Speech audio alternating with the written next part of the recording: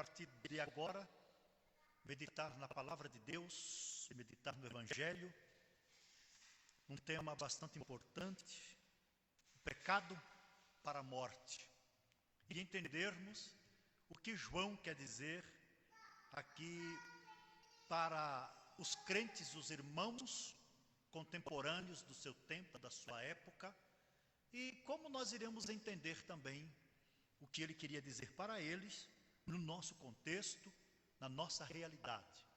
Então sejam todos bem-vindos a mais um discipulado, e cada vez a gente vai entendendo que esse discipulado, ele vai se intensificando, não é verdade? Graças a Deus. Também aos irmãos e amigos que nos acompanham pelo YouTube, pela página da igreja,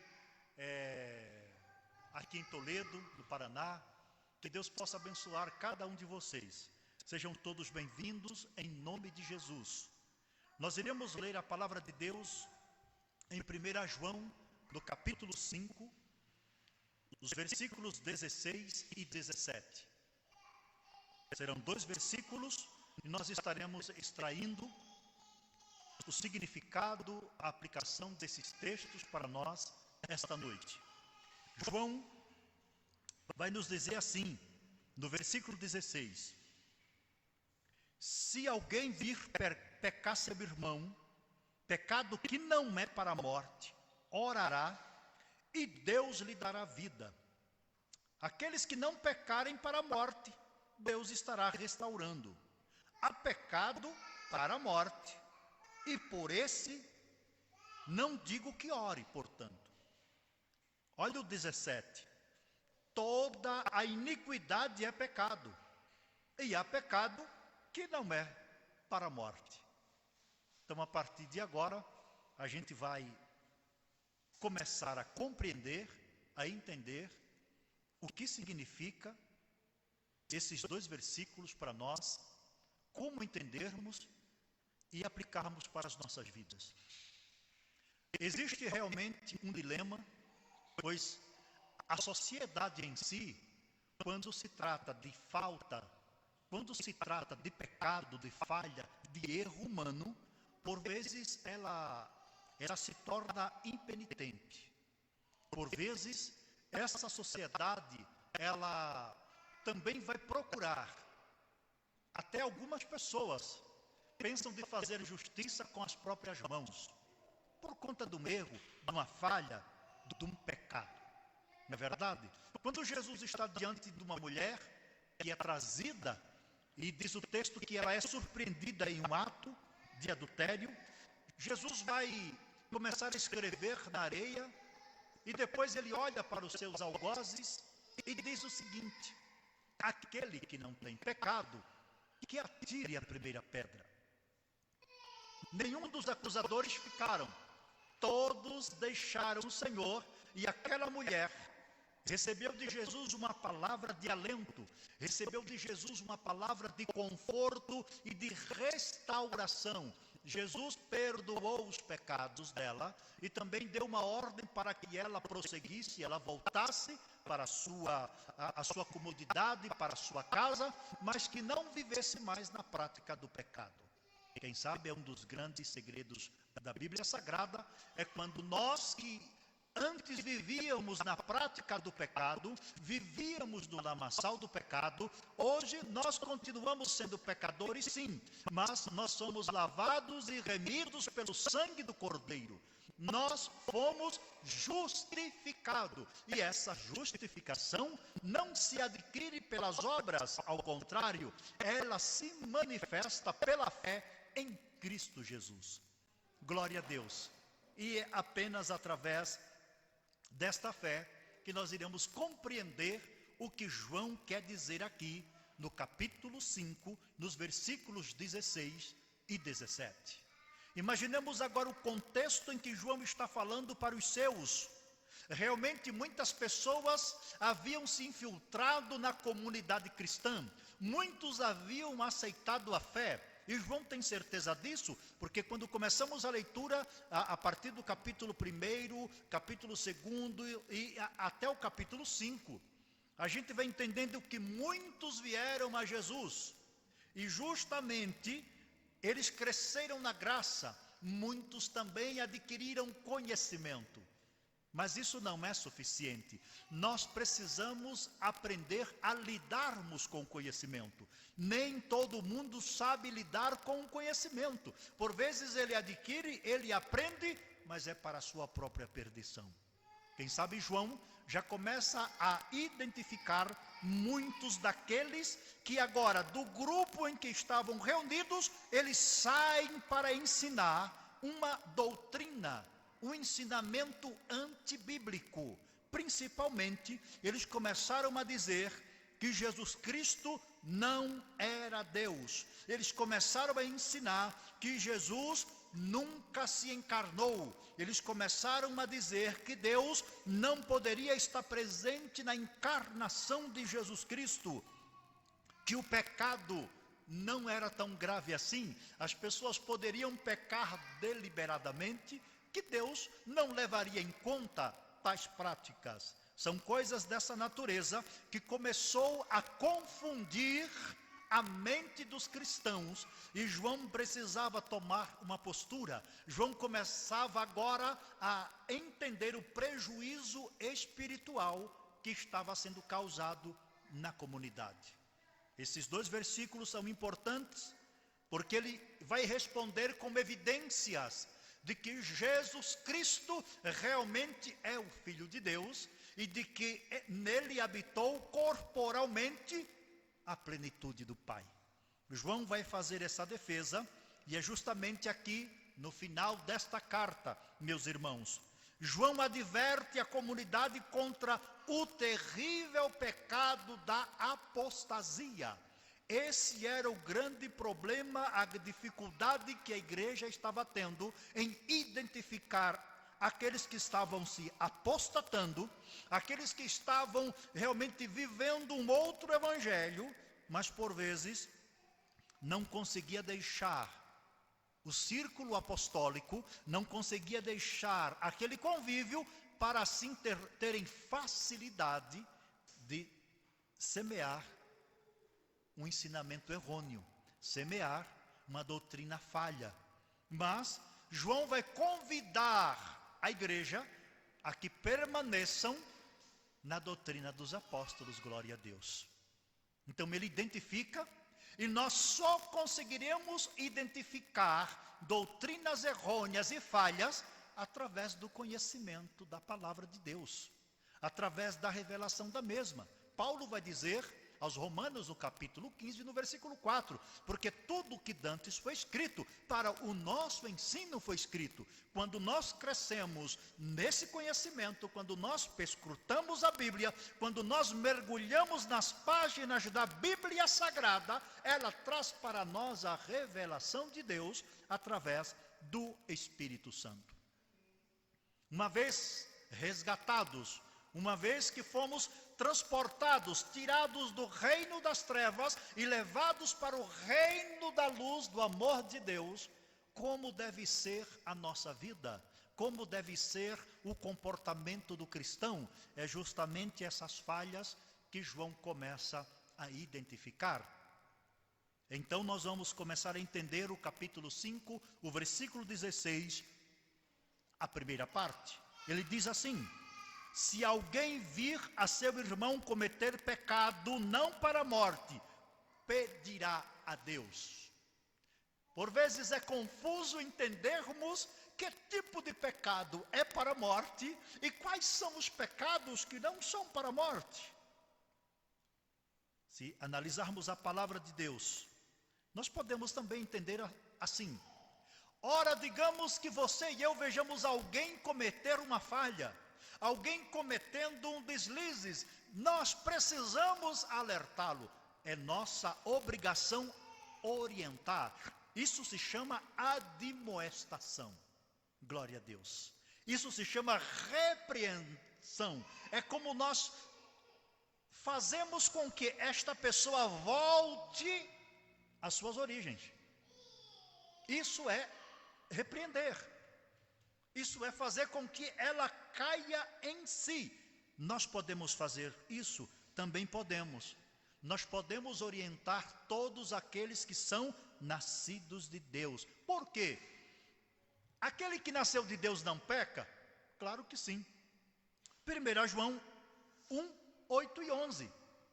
Ou seja, o pecado de perto provoca em nós um assédio, diz o texto. Então, o texto é muito interessante. Se dissermos que não temos pecado, enganamo-nos a nós mesmos e não há verdade em nós. Então, ninguém pode dizer, eu não peco, eu não erro, eu não falho. A Bíblia diz que nós pecamos em palavras, pensamentos e obras. Olha o versículo 11 do capítulo 1. O texto continua a dizer, se dissermos que não pecamos, fazemo-lo mentiroso, e a sua palavra não está em nós. Então nós também erramos, nós também pecamos. Então por vezes nós precisamos voltar ao caminho. Alguém precisa nos orientar, olha, você errou, você falhou. E aquela palavra vem para reanimar. O texto sagrado diz que eu preciso reanimar a pessoa, não apontar o dedo, não tornar com que a ferida volte a ser aberta. Se isso precisa acontecer, será obra do Espírito Santo. Ele tem o poder de sensibilizar o crente, fazer com que ele caia em si e tenha uma nova vida, uma mudança para a glória de Deus. Meus amados, mas os falsos mestres estavam dizendo que o pecado não tinha mais poder sobre eles, que o pecado não influenciava mais eles. Eles agora estavam com a carta branca para pecar. Eles tinham autonomia e autoridade para pecar e outorgar, determinar, liberar o pecado para terceiros. Isso é uma aberração. É justamente esse tempo que João está vivendo. Aqui, meus amados, no final da carta, João adverte essa comunidade contra o terrível pecado da apostasia. Agora, essa apostasia, ela precisa ser combatida.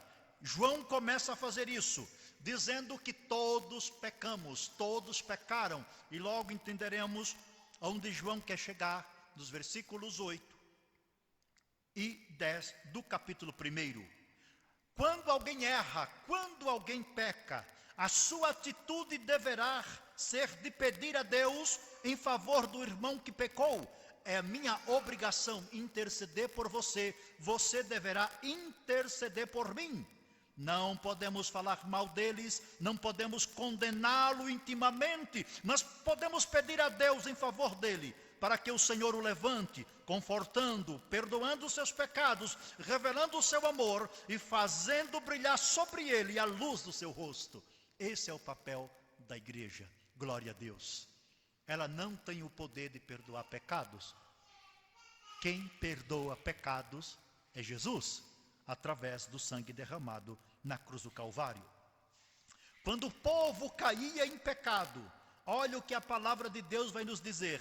E justamente em 1 Samuel capítulo 12, no versículo 19, o povo se aproxima do profeta e vão fazer-lhe um pedido. E nesse pedido de 1 Samuel 12, 19 e 23, olha o pedido dessa nação para que Samuel intercedesse por eles. Olha o que diz o texto.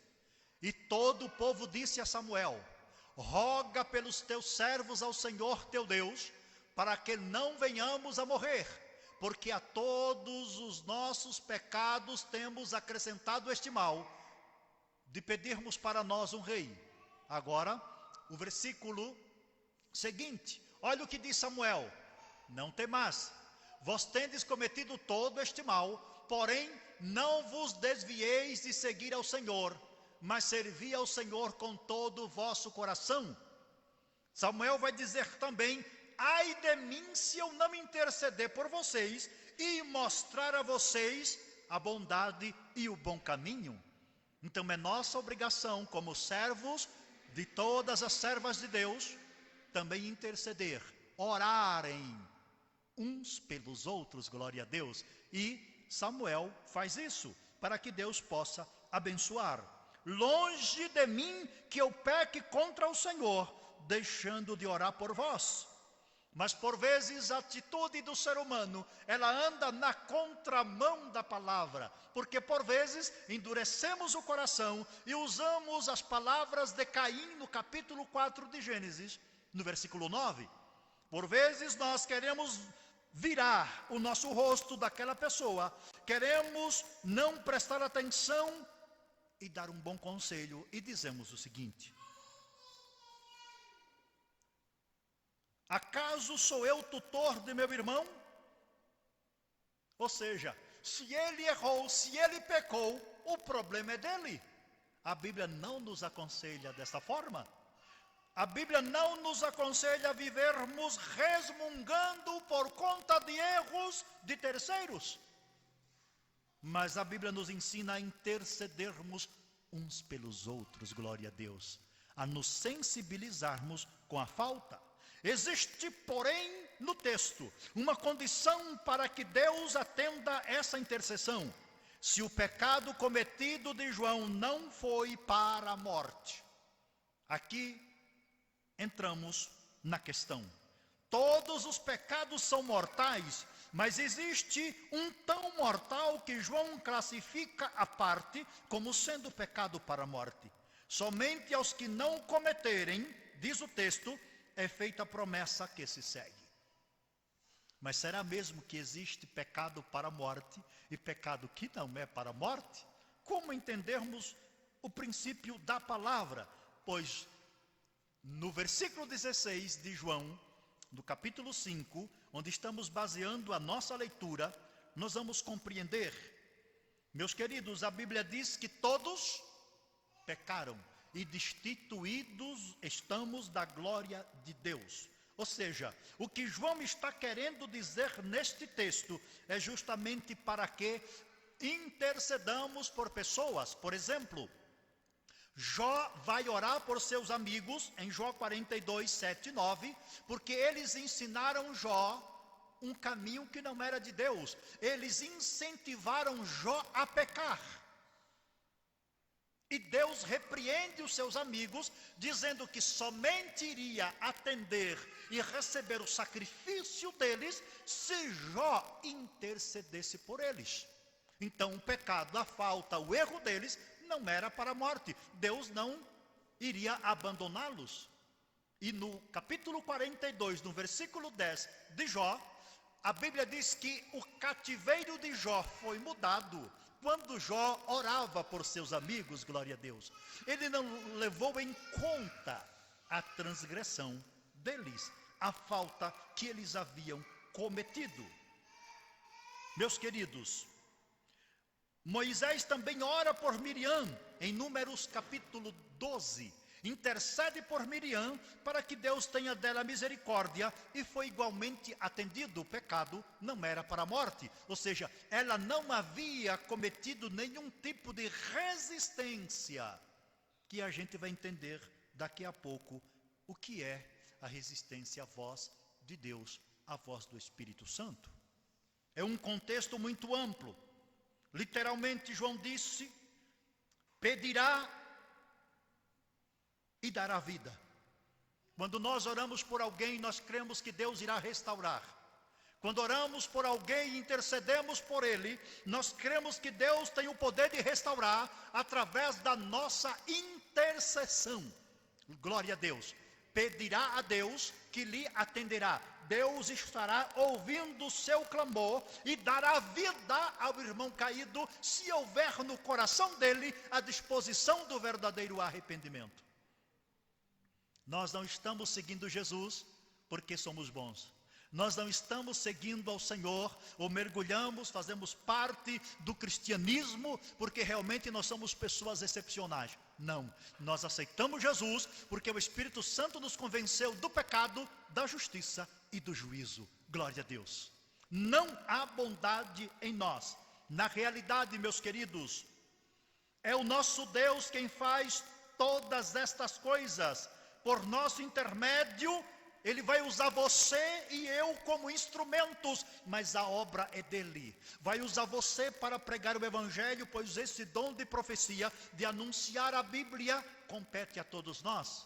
E é esta palavra que, quando o ser humano a ouve, o Espírito Santo irá tentar convencê-lo, se ele der lugar, da sua condição atual. Logo, a Bíblia também fará a ele promessas de vida eterna, de uma vida longa, de uma vida que não se acabará. Deus dará vida aos que não pecaram para a morte, ou seja, aqueles que reconhecem as suas faltas, mas também choram por seus pecados arrependidos. Glória a Deus. Aqueles que não se sentem super cristãos ou intocáveis, sobre quem não habita, nem estão cobertos por uma capa clerical, dizendo: este pecado, esta falta eu não tenho, ela não tem poder contra mim. Ninguém pode dizer: eu nunca vou errar. Ninguém pode dizer: eu nunca vou pecar. Não esqueçamos que pecamos em palavras, pensamentos e obras. Mas nós estamos diante do Deus Todo-Poderoso, que tem poder de perdoar todos os nossos pecados. Glória a Deus. João ressalta mais uma vez que Deus dará vida aos que não pecarem para a morte. Meus irmãos, a morte é a penalidade para todos os pecados. Romanos 5,12. Não tem como fugir, porque através de um só o pecado entrou no mundo e consequentemente a morte. Paulo vai explicar isso aos romanos, pois assim nos diz o texto: portanto, como por um homem entrou o pecado no mundo, e pelo pecado a morte, assim também a morte passou a todos os homens, por isso que todos pecaram. Ainda no capítulo 6, no versículo 23, Paulo resume a situação, a condição do homem. Olha o pagamento final. Porque o salário do pecado é a morte, mas o dom gratuito de Deus é a vida eterna por meio de Jesus Cristo, o nosso Senhor. Então não existe meritocracia nisso. É dom de Deus. O salário do pecado é a morte. Ou seja, a sentença já foi dada, mas esta sentença ela é revertida a partir do momento que eu ouço a palavra. Já está dizendo: porque todos pecaram e o salário do pecado vai conduzir à morte eterna, mas aquele que se voltou para Jesus, aquele que foi tocado pelo Espírito Santo, sensibilizado pelo Evangelho, ele tem uma segunda chance, glória a Deus. Ele pode prosseguir confiadamente no Senhor. Isso é maravilhoso. É termos os nossos pecados perdoados. Por quê? A partir do momento em que eu abri o meu coração, você abriu o seu coração para Deus, então, meus amados, como filhos de Deus, nós tivemos os nossos pecados purificados, tivemos os pecados perdoados e propiciados em Cristo, através do nosso Senhor. Foi por causa dele que os nossos pecados foram perdoados. Os nossos pecados não acarretarão na morte eterna. Glória a Deus. Fisicamente vamos morrer? Claro que sim. Mas logo quando ouvirmos a voz do Senhor vindo nas nuvens com poder e grande glória, todos os nécros, todos aqueles que morreram em Cristo, ressuscitarão primeiro. Nós seremos poupados da condenação eterna. Glória a Deus. Salvo aqueles que, quando Jesus vier, estiverem vivos, não provarão a morte, ou seja, serão transformados. Mas João continua a dizer no capítulo 1, no versículo 16, agora na parte C do versículo, ele diz assim: há pecado para a morte, e por esse não digo que rogue. Há pessoas que estão errando, e eu não quero que você ore por ele, porque, segundo o que podemos entender, ele quer dizer, a porta da graça fechou para ele. Como isso pode ser possível? Até que ponto o ser humano pode causar a ira de Deus, a ponto de Deus dizer: eu não vou ouvir mais a sua oração. Eu não vou mais te atender. Você ultrapassou todos os limites.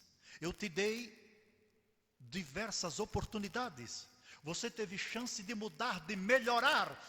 Você ouviu a palavra, o Espírito Santo te tocou, mas logo você endureceu, você fechou a porta. É por isso que Jesus, em Apocalipse, no capítulo 3, no versículo 20, ele vai dar uma alerta para uma das igrejas da Ásia Menor, dizendo assim: eis que estou à porta e bato. Se alguém ouvir a minha voz e abrir a porta, eu entrarei e cearei com ele e ele comigo. Ou seja, Jesus, o Senhor da igreja, está do lado de fora. O Senhor da vida está do lado de fora. Mas ele insistentemente diz: se abrir, eu vou bater. E se eu tiver uma oportunidade, eu vou entrar. E vou cear com ele e ele comigo, glória a Deus. Meus amados, há pecado para a morte, e por esse não digo que rogue, do capítulo 5, versículo 16, a parte C. Como isso acontece? Como que essa intercessão vai ficar sem valor por alguém que pecou? Como é o caso dos que pecam para a morte? A morte a que João se refere aqui é a morte espiritual. Eles já não têm mais sensibilidade. Quando Adão pecou, ele morreu espiritualmente naquele instante. Fisicamente estava vivo, viveu quase 1000 anos, mas espiritualmente ele perdeu a comunhão. Mas estava ali, estava no jardim, mas não tinha mais aquele diálogo, aquele contato. A comunhão foi rompida. É isso que João quer dizer.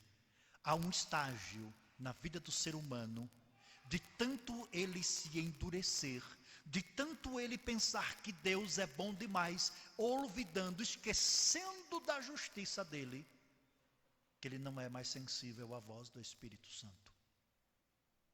Então ele vai protelando, ele vai adiando a chance, a oportunidade de reconciliação. Há alguma prova bíblica de que Deus vai dizer: não ore porque eu não vou ouvir? Olha o que diz Jeremias capítulo 7, versículo 16. Depois capítulo 11, 14. E depois vamos inverter o 14 e 11, ok? Primeiro capítulo 7, versículo 16. Olha o que Deus diz a Jeremias: tu, pois, não ores por este povo, nem levantes por ele clamor ou oração, nem me supliques, porque eu não te ouvirei. Ou seja, Deus está dizendo: basta. Agora capítulo 11, verso 14. Tu, pois, não ores por este povo, nem levantes por ele clamor, nem oração, porque não os ouvirei no tempo em que eles clamarem a mim por causa do seu mal. Agora 14 e 11. Disse-me mais o Senhor: não rogues por este povo para seu bem. O próprio Deus está dizendo: eu não vou mais ouvir a sua oração em favor deles. Meus amados, quando a taça da ira, o cálice da ira de Deus transborda, ele está dizendo: basta, até aqui. Foi o que fez com Sodoma e Gomorra. O homem de Deus, Abraão, até tentou interceder: Senhor, e se eu voltar lá e encontrar tantos justos? Deus diz: por amor a esses justos, eu não vou destruir. Mas ele conhecia a sociedade e não encontrou. E ele foi diminuindo o número. E Deus disse: olha, até aqui a minha graça, a porta esteve aberta. Agora chega a hora da justiça se manifestar. E é justamente esse lado de Deus que o ser humano, na sua filosofia contemporânea, ele pensa que Deus não pode ser ao mesmo tempo bom e justo. Ele acha que existe uma desproporcionalidade. Se Deus é bom, se Deus é amável, se Deus é todo-poderoso, por que Ele vai permitir tamanho mal? Se Deus pode eliminar o mal, por que Ele não faz? Por que Ele permite que nós soframos? E nos esquecemos que a lei do plantio e da colheita está em Gálatas. Nós vamos colher aquilo que nós plantamos. A bondade de Deus é maravilhosa porque a bondade dele nos dá sementes. A justiça significa que colheremos justamente aquilo que plantamos.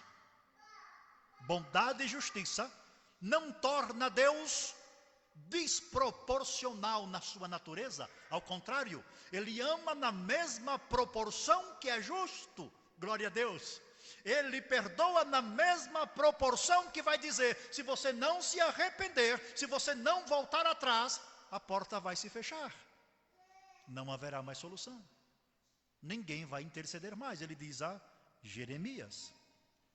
E Deus impede de Jeremias interceder pelo povo por conta da apostasia. Não me esqueçam esta palavra. A apostasia é o que está levando o coração das pessoas a se distanciarem de Deus, porque é algo muito sutil.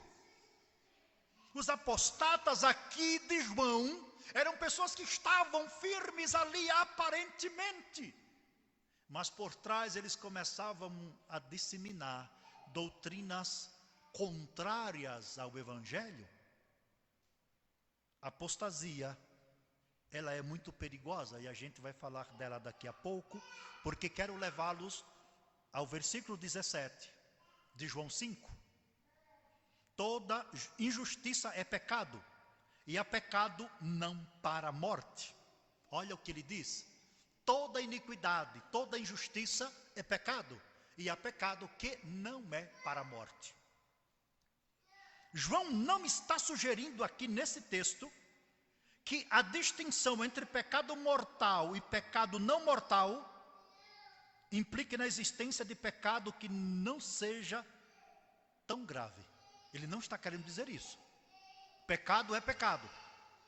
Ali diz que todo pecado ofende a Deus.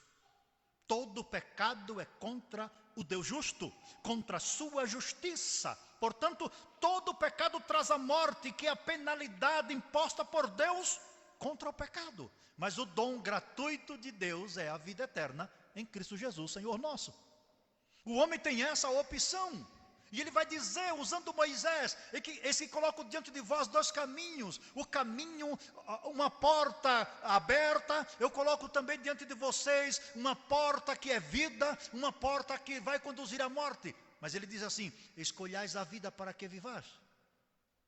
Só que infelizmente o homem, na sua natureza, ele escolhe o caminho contrário. Há uma porta larga que conduz ao inferno, e a porta estreita que é Jesus, que conduz ao céu de luz. Mas muitos são os que preferem caminhar no caminho largo. Só que a porta que é estreita, ela não passou por reformas, ok? Ela continua estreita. Tem muita gente tentando reformar Jesus, reformar a porta. Tem gente tentando dar jeitinho no pecado, para que a sua situação, a sua condição, ela seja favorável. Mas biblicamente está errado. A porta não passou por reforma.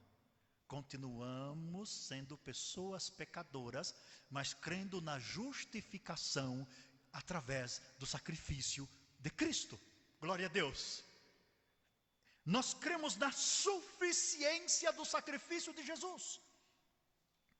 Mas agora, o que é pecado para a morte, o que não é? Então, meus amados, o que é pecado para a morte? Vamos juntos entender aqui a visão do apóstolo, porque João não declara explicitamente aqui no texto a que tipo de pecado se refere. Mas ao longo dos séculos, muitos cristãos estudiosos têm procurado responder a esta pergunta. E alguns têm entendido que João se referia à morte física. Ou seja, baseado em Levíticos 20 e também em Números 18. Quando alguém cometesse um delito, As autoridades iriam apanhá-lo e a sentença era morte. Ele não seria livrado. Quem sabe era nesse contexto que alguns entendiam que João estava falando. Eu não peço que rogue, porque a lei diz que eles serão mortos. Será apedrejado, seria apedrejada. Então não adianta interceder por ele e por ela. Há também essa compreensão. Não adiantaria orar pelos que cometeram pecados punidos com a morte, alguns entendiam, pois seriam executados de qualquer forma pela autoridade civil. Ou então, nós poderíamos até pensar que ele se tratava aqui com os seus de algo que Deus puniria com a morte, como fez no caso dos filhos de Eli, em 2 Samuel 2, como fez também no caso de Ananias e Safira, em Atos 5. Não adianta orar, não adiantaria interceder. Poderíamos também pegar esta vertente e caminhar por ela. Não adiantaria. A igreja tradicional, ela classifica pecados veniais e pecados mortais. Veniais são aqueles pecados que o ser humano, ele julga não ofensivos a Deus. E os pecados mortais, inclusive, eles classificam como os 7 pecados capitais. E começam a enumerar, e eu vou apenas citar alguns deles. Por exemplo, eles dizem que o pecado que realmente vai ofender a Deus, aqui como esses 7 pecados capitais, como assassinato, adultério, glutonaria, mentira, blasfêmia, idolatria, entre outros. Só que esse tipo de classificação é totalmente arbitrário, não tem apoio nas Escrituras. A Bíblia diz que uma vez que é cometido um pecado, a transgressão de um mandamento, o ser humano torna-se culpado de todos, lá em Tiago capítulo 2. Mas eles classificam, tentando suavizar, para que as pessoas sintam-se bem, até em pecado, dizendo, isso aqui não ofende a Deus. Quem diz o que é errado e quem classifica o que é correto é a Bíblia, não é a igreja. A igreja não tem autoridade, a autoridade dela não é supra. A única autoridade supra é as Escrituras. Ela define o que é pecado e o que é perdão. Glória a Deus. Ela ensina o caminho do pecado, da perdição, mas também nos mostra o caminho da redenção em Cristo Jesus. A igreja não tem essa autonomia de decidir o que é errado e o que não é. Mas a Bíblia tem toda a autoridade. Meus queridos, vamos tentar compreender essa interpretação, pois João nos ajuda a entender aqui que a forma mais correta a que ele se refere a pecado para a morte, o qual peço-vos que não ore por eles, é o pecado da apostasia. Esse pecado é terrível. Ou seja, aquelas pessoas que haviam abandonado a doutrina apostólica, eles tinham recebido o verdadeiro ensinamento, mas eles preferiram seguir falsos mestres. Eles negavam a encarnação e a divindade do nosso Senhor.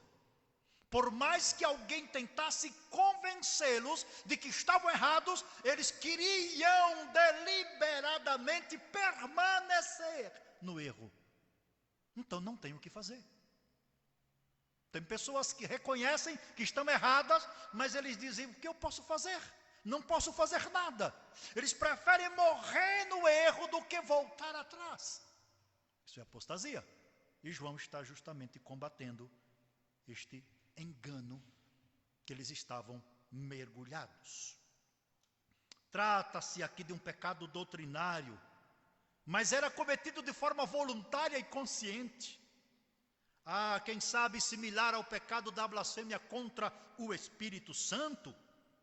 E os fariseus foram advertidos por Jesus em Mateus 12:32.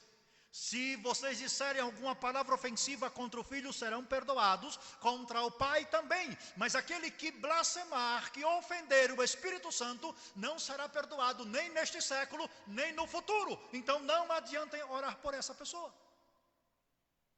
de que adiantaria interceder por ela? A mente está cauterizada, ela brinca de pecar, como o nosso amigo pastor Abimael Canto Melo tem um livro excelente com esse título, Brincando de Pecar.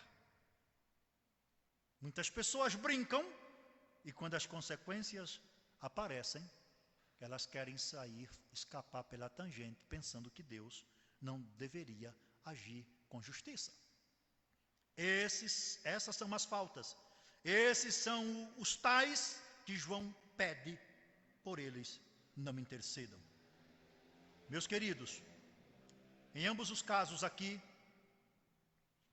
há uma rejeição voluntária da verdade. Eles estão dizendo, nós não queremos mais andar na verdade. Nós não queremos mais crer nesta verdade. Nós queremos substituir o que nós aprendemos de bom por pregadores gnósticos. Nós queremos substituir, porque irá tornar a mensagem mais leve, negar a divindade de Cristo. Então João precisa entrar em ação. E o Espírito Santo vai usá-lo para dizer que eles já se fecharam para Deus.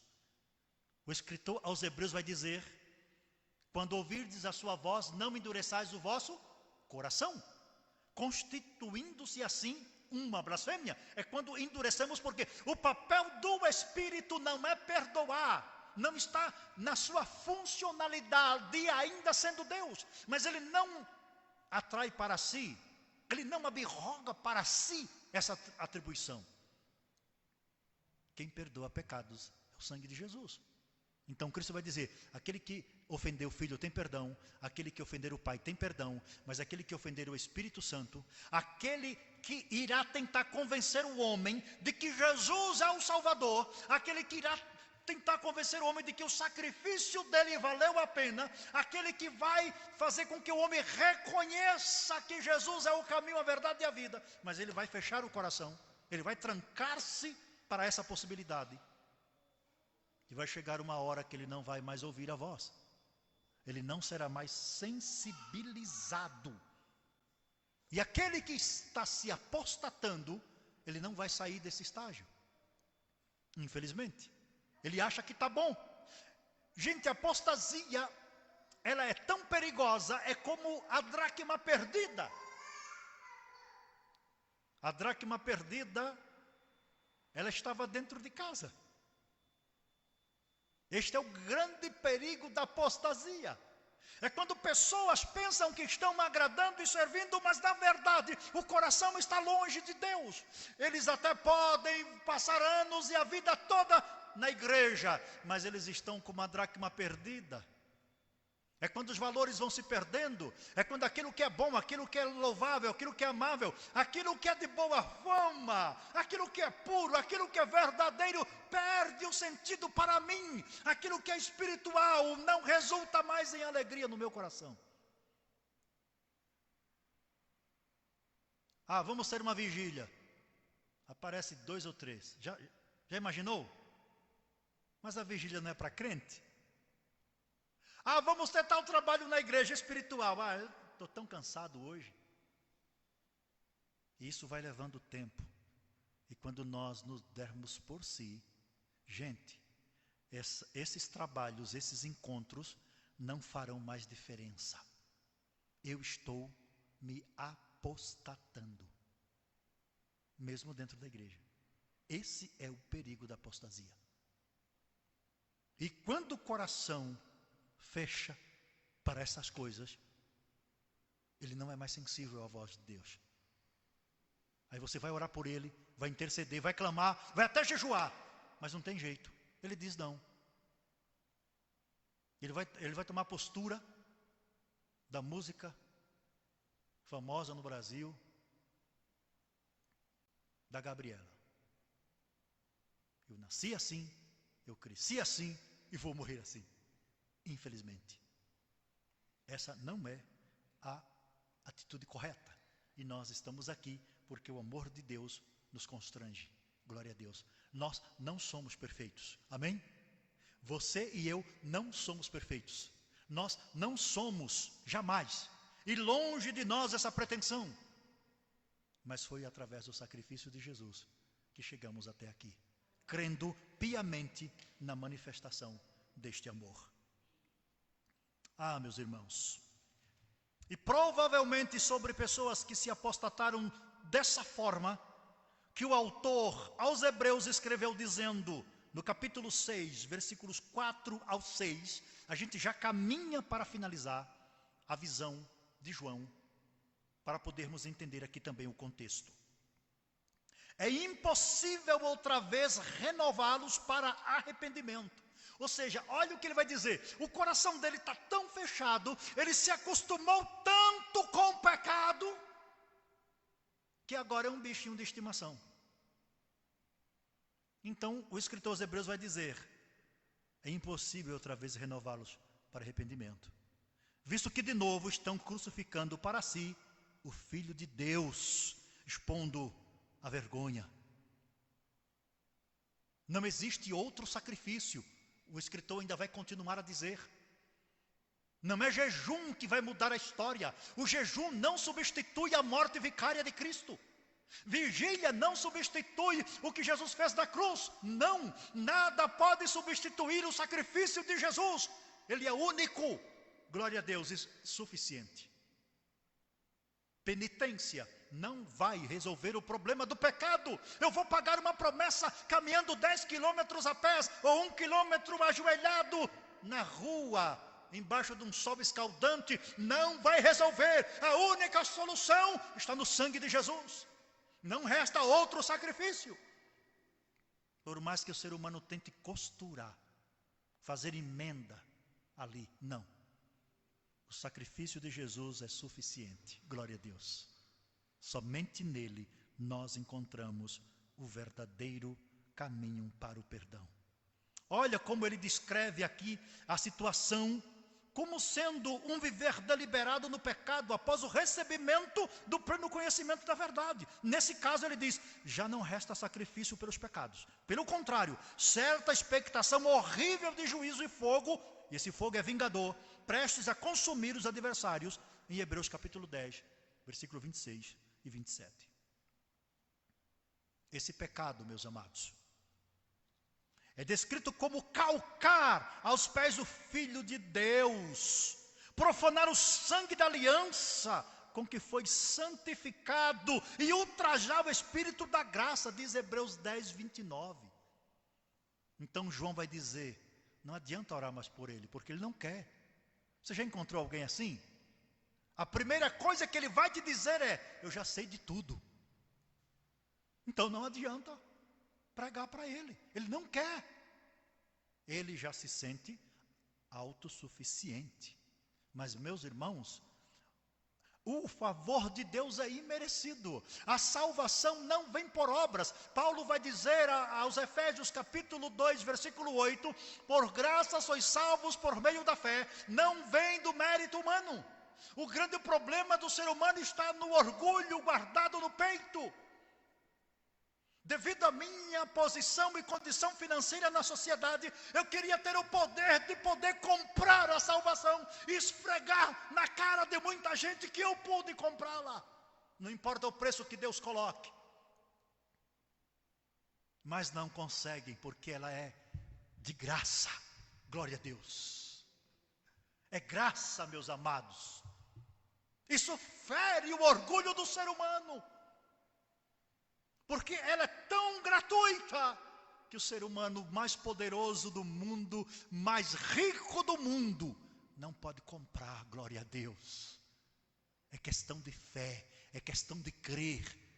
Então não é por mérito humano, ninguém poderá se salvar por mérito próprio. E aquele que pensa que já o fez, está totalmente equivocado, porque existem estágios da salvação. Jesus nos salvou, está salvando e nos salvará. Então, aquele que crê, aquele que aceitou Jesus, o conselho de Apocalipse é, guarda o que tens para que ninguém tome a tua coroa. O conselho de Paulo é, aquele que perseverar até o fim será, glória a Deus. Persevere. Esse é o caminho. Glória a Deus. Cuide da sua salvação em Cristo Jesus. É grátis. Não custou para você nem para mim nada, mas custou a vida do Filho de Deus na cruz do Calvário. E quando o ser humano ele brinca com ela, ele faz de conta que não está nem aí e que não vai surtir nenhum efeito na vida dele, ele até vai pagar não sei quantas Ave-Marias. Ele até vai acender dezenas de velas. Mas não resta sacrifício. O sacrifício é um só. E o sacrifício foi Jesus, o Cordeiro de Deus, que tira o pecado do mundo. Você e eu não podemos inventar um novo sacrifício. Amém? Na incredulidade do ser humano, ele até vai tentar. Ele vai se apegar a gurus da fé, a líderes espirituais, como sendo exemplo para eles, por mais que vivam erradamente. Ele vai se apegar a literaturas que por vezes vão desviá-lo da vontade de Deus, mas ele está tentando substituir o sacrifício. Quando isso suceder no coração do ser humano, é porque ele está vivendo numa incredulidade passiva. Isso é muito perigoso. Tem pessoas que não se alimentam de Bíblia, se alimentam de livros de autoajuda. Tem pessoas que se alimentam de frases filosóficas. Tem pessoas que se alimentam de poemas. Tem pessoas que querem que outros leiam para ela o versículo do dia, mas elas nunca leem a Bíblia.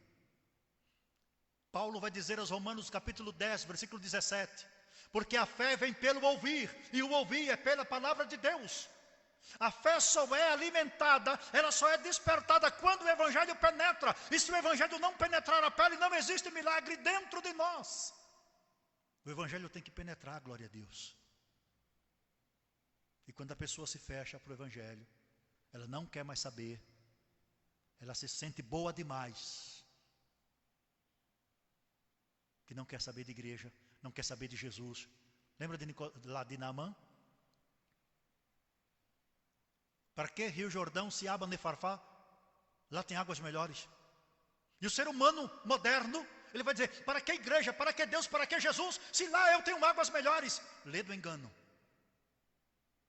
Até ele descobrir que fora de Jesus não há vida eterna. Ele pode viver uma vida de prazeres agora, que o dinheiro pode lhe otorgar, mas isso não é sinônimo de entrada nos céus. Jesus disse, eu sou o caminho. Não existe, ele disse, eu não sou um dos caminhos, eu sou uma das alternativas. Não, ele disse, eu sou, glória a Deus. O pecado para a morte, João quer dizer que há pessoas que conheceram o Evangelho, beberam do Evangelho, participaram das benesses, participaram da comunhão, mas vivem como se nunca tivessem experimentado. Eles até se sentem bons demais para congregar. É ou não é? Já encontrou pessoas assim? Até hoje falávamos, né? Ele se sente bom demais, porque a igreja, ele vai dizer que a igreja tem defeito. Eu quero que você saiba que a igreja é o corpo de Cristo, mas ela é composta por homens e mulheres pecadores. A perfeição não está em nós, está naquele que nos chamou. Glória a Deus. Se você está procurando uma igreja perfeita para congregar, quando achar, não entre nela, porque você vai estragá-la. O problema não está na igreja, o problema está em mim, está no ser humano. Mas quando eu não sei lidar com o meu fracasso, com a minha debilidade, e eu encontro alguém na mesma comunidade que eu frequento, com a mesma falha minha, aí eu começo a ser, ou tentar aparentar ser justo. Porque eu estou vendo nele o meu defeito. Aí eu vou ser o carrasco dele. Isso pode acontecer. Então João está advertindo para que essas coisas não aconteçam. E quando as pessoas se fecham, não quer mais que o Evangelho penetre. Elas acham que em casa, porque um dia ela já experimentou e acha que é o suficiente. Mas ela não tem comunhão. Ela não tem comunhão dos santos. Ela não participa da mesa do Senhor. Ela não tem vida espiritual. Não tem. E é interessante que quando você encontra essas pessoas e vai perguntar para ela se vai tudo bem, ela vai dizer que sim. E ainda vão querer nos convencer de que são melhores do que nós. Lê do engano. Porque assim o inimigo vai mantê-las como elas estão. Satisfeitas naquela situação. Longe dos salvos, longe da igreja, longe da comunhão, longe da mesa do Senhor. Estão caminhando freneticamente para um caminho sem volta. Então João vai dizer, não ore porque eles não querem mais. Eles não aceitam mais. Não intercedam mais. Meus queridos, fecho aqui esta palavra, porque precisamos notar que nesses versículos, João não chama de irmão aquele que peca para a morte. Apenas declara que há pecado para a morte e que não recomenda orar pelos que o cometem.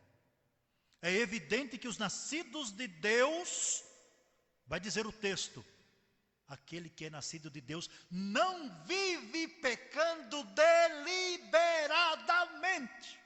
Seria a tradução correta. Ele não vive na prática do pecado, de onde Deus o resgatou, glória a Deus. O pecado para a morte não é tão facilmente identificável, sabe por quê? Pois só Deus conhece plenamente os corações. Mas você e eu estamos aqui porque fomos resgatados.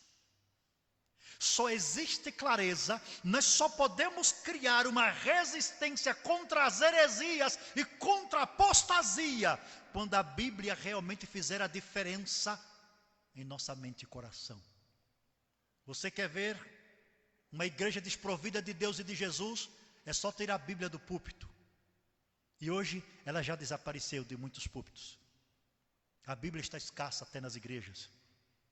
Se fala muito de cura, de libertação, se fala de bem-estar. É como se eu aceitasse Jesus para que Ele devolvesse para mim uma estabilidade financeira, um bem-estar emocional somente. Sem responsabilidade, sem arrependimento, sem choro, sem contrição, sem confissão de pecados. Isso hoje é ofensivo ao ser humano pós-moderno. Mas eu quero dizer que a Bíblia continua sendo Bíblia. E Jesus continua de braços abertos, disposto a perdoar todos aqueles que ouvem e crê. Glória a Deus.